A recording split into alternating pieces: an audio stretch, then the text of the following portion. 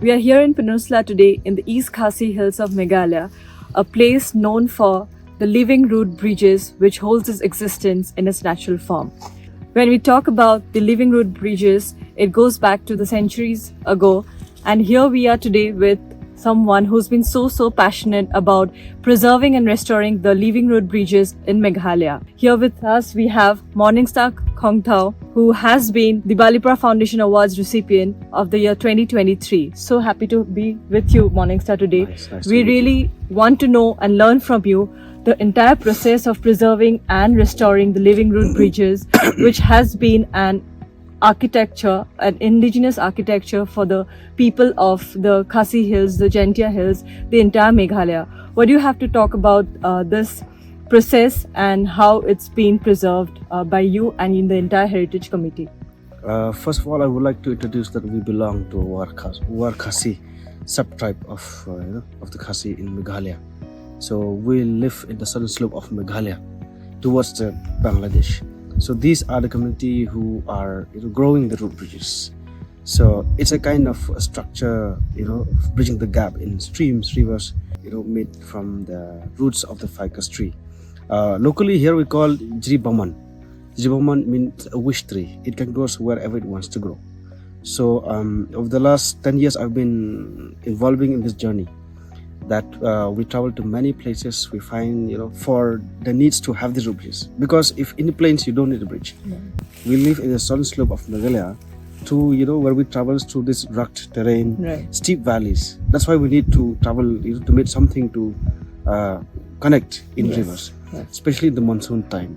So the art of building root bridges, it's 1,000 years old traditional knowledge, gifted by our ancestors long time ago. And we've seen that it plays a very important role in those days for the elders. Until now, we still use them. And scientific name of this tree is Ficus elastica. So in my village, we have about 20 root bridges. So I'm from Peninsula area, where we have the highest concentration of these root bridges.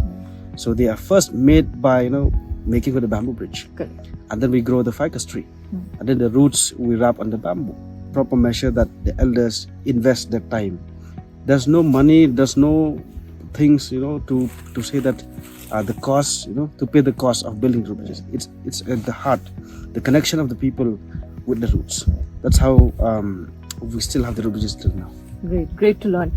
And while talking about Ficus elastica, which is the rubber tree, and so when you talk about the plantation, I believe like that's the first step. You plant the sapling, and it's done by the river. Time span of this entire plantation, I believe it's 10 years, 20 years time. So how is the process like? So you start with first building the structure with bamboo, and also in the meantime also wait for the roots to grow.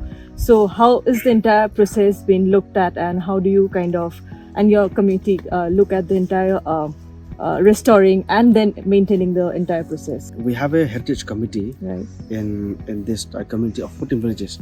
We form one committee which looks after the heritage, which is heritage committee. So now our main focus is to rebuild, maintain, and multiply the living root bridges. So the simple basic process I would like to share. Of course, we have a lot of process, different types, but the most easy example to understand how the root bridges is made.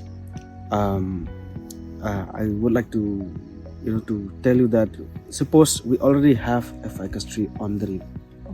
We build a bamboo bridge, and then we pull or we guide the roots, the aerial roots of the ficus tree, and we put it on the bamboo bridge. And then after 2 years we have to replace the bamboo.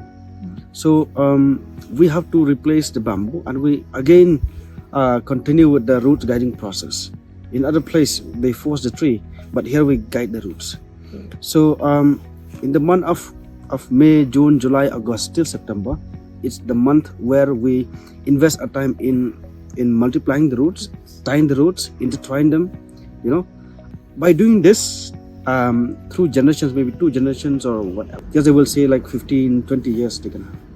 But what we do now, it's 30 to 40 years it will take for the roots to grow, to become strong to hold your weight to walk. Truly a bridge for the future. Yes, you know there are less people, only few people in the community who are knowledgeable about this. So we are also working process to document the idea, the knowledge from them, because we don't want them to die without sharing with us. We'll also talk a little bit about like how the bridge also, while it's also a means of transportation, it's also a biodiversity hub for birds, for maybe squirrel. So how do you see as like a biodiversity, I would say, home for these species as well? Commonly we call like the living architecture ecosystem, where we have the ficus tree and the root bridge. So they are the most green, sustainable architecture, natural, made by nature and human. So we see in terms of these play a lot of role in terms of maintaining the biodiversity of the place, because a single tree is a forest, is a home for a home for many squirrels, rats. It also acts as a food, nutrients for the birds, and for us human beings, we get able to walk on them. It's an ecosystem where nature, the insects, animals, human beings get benefits from this thing. Absolutely. Yeah. Great. Yeah. Thank you, Morningstar. Yes, that's it.